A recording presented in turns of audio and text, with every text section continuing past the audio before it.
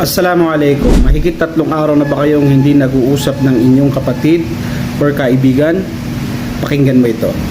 Sinabi ng Rasulullah sallallahu alaihi wasallam, hindi makatarungan sa isang Muslim na talikuran niya or abandonahin niya or awayin niya ang kapatid niyang Muslim ng hihigit sa 3 gabi. At ang pinakamainam sa kanila ay kung sino ang unang lalapit at makikipagbati.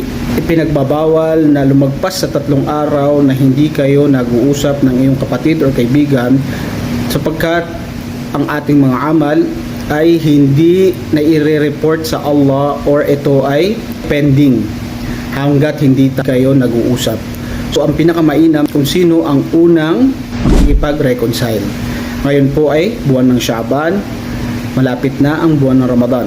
Yan ang isang dapat nating ayusin. Na ayusin natin ang ating mga relasyon sa ating mga kamag-anak